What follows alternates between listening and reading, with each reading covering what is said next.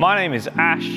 Today I'm going to be taking you through precision jumps, cat leaps and different variations of precision jumps. When you're doing these skills, make sure that you take your socks off, or you make sure that your socks have got grips at the bottom of them so you're nice and secure and nice and safe when you're doing your landings. To start off with, we're going to have a look at the takeoff for a precision jump. So the most important things to look for are bending the knees and bringing the arms back behind you, pushing through your legs, opening up your hips and stretching into a nice straight position in order to then go into the flight stage. So me and Mark are going to show you this. Mark's going to stand on the line. He's going to start by bringing his arms behind him and bending his knees and just stopping and pausing in that position so he's ready to start his jump. He's going to lean forwards and then stretch his arms up to his ears, leaning onto your coach with your arms nice and straight and your hips forwards, ready to do your jump. After the takeoff, you'll then be into the flight phase. Once you're in this position, you'll be looking at your target, so the precise point of where you're going to land. You need to make sure you keep your eyes on the target so you're ready to land there when the time comes, and you're in a stretch position with your arms up, your hips open and pushing your hips forwards with your belly button forwards to get as much explosive power as you can. So the final phase of the precision jump is going to be the landing. Now, when the gymnast jumps, they're going to jump, push and stretch through into a flight phase. Once they come to their landing, their feet are going to come in front of them so they can see their feet and they can see the object which they're going to land on. So Mark's going to come and stand on the beam for me. He's going to show us the position we're going to be in. His feet are going to be on there. He's going to be leaning back slightly with his feet in front of him, bending his knees, ready to take the impact of the jump. So Mark's going to step back.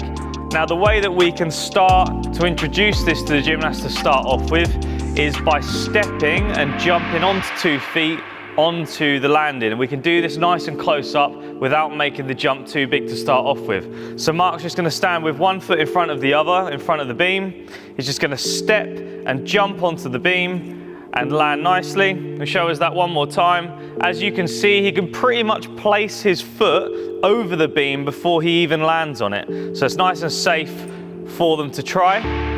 After they do this, we can then start to introduce a 2 foot takeoff and a 2 foot landing. So the same distance, same thing we're asking for, but 2 feet together, jump onto the position and then land on 2 feet. Very nice. Now it's really important to notice that when Mark lands, he lands on the balls of his feet and he doesn't land with flat feet. So we'll show you this up close.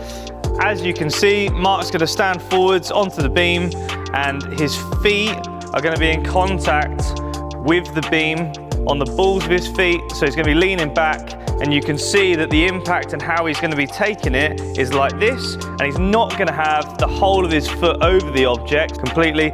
We don't want to be seeing landings like this where his foot's completely flat and his heel is on the floor. So once you have broken the jump down into takeoff, flight and landing, you can start putting this together with 2 objects in place. So in this case, we've got 2 beams that are fairly low down onto the floor. So Mark's going to stand on the first beam. Now it's going to help you slightly being able to jump because you're going to be able to lean forwards on the object and push the object behind you through your legs. We want to see a nice stretch position from Mark when he takes off through the air, and his feet are going to go in front of him slightly so he can land on the balls of his feet and take the impact through his legs.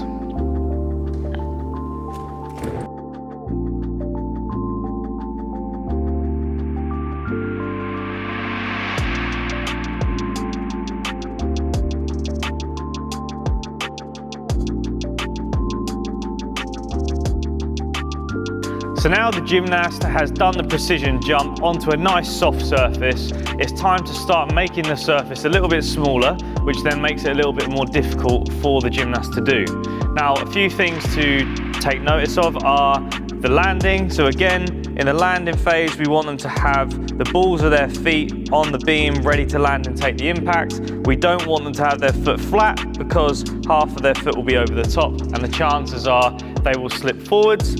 And the second thing to look at, Mark's going to show us, he's going to stand on the beam. Now when he takes off, you can see that his toes are just over the beam. So that means that when he leans forwards and bends his legs to jump, he can push the beam behind him, which will then propel him forwards to jump onto the object. So Mark's going to demonstrate for us now how he can do his jump and land nicely onto the other side.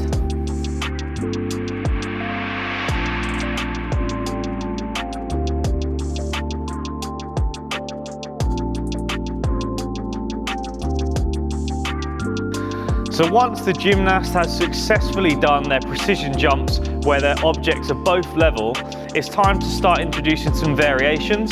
So the next variation that the gymnast can do is a low to high precision jump. So the difference in this jump is going to be the way they take off and the way they land. So when they take off, instead of leaning so far forwards because they need to move forwards to do their jump, they're going to keep their chest up nice and high. They're going to be swinging their arms up a little bit further rather than forwards, and they're going to be pushing through their legs a lot harder to get the height in the jump that they need. When they land, their legs are going to come up a lot higher, so they're going to start bending their knees and bringing their knees up to their chest into a tuck shape so they can land on the balls of their feet onto that higher surface.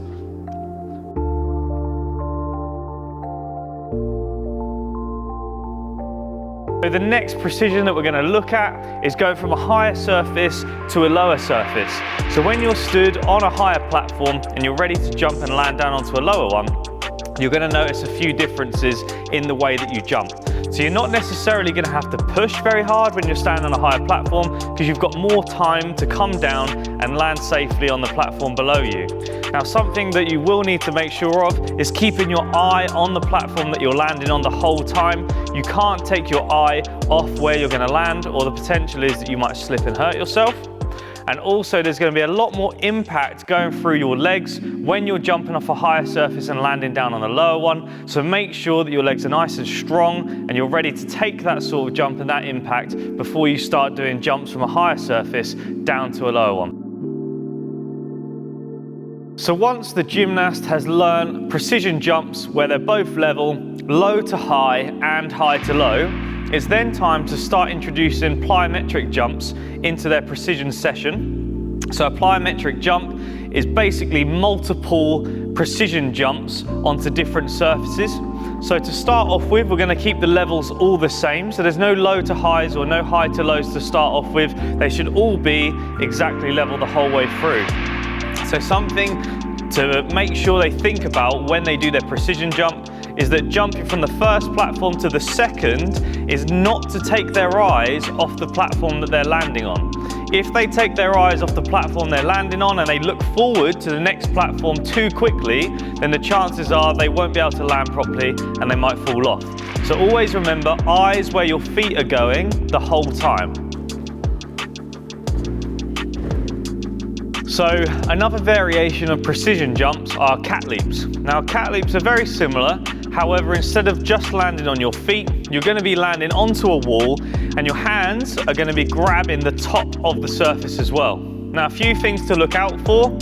Number one is to make sure that your feet land on the wall first and then your hands come on just slightly after. If you reach with your hands first, then the chances are your knees might crash into the wall and that's going to hurt quite a lot. So avoid that, make sure that your feet go onto the wall first. Now a couple of variations of a cat leap. We can do this from a running position where you run, take off one foot, your feet pike and go into the wall first, your hands grab. Or we can do this from a static position where you stand with 2 feet together, jump, feet in front of you, grab on the wall nice and safely. Things to make sure before trying cat leaps are that gymnasts are strong enough to hang on a bar so they can take their own body weight, so you know when they jump and catch the block, they're going to be strong enough to stay in that position.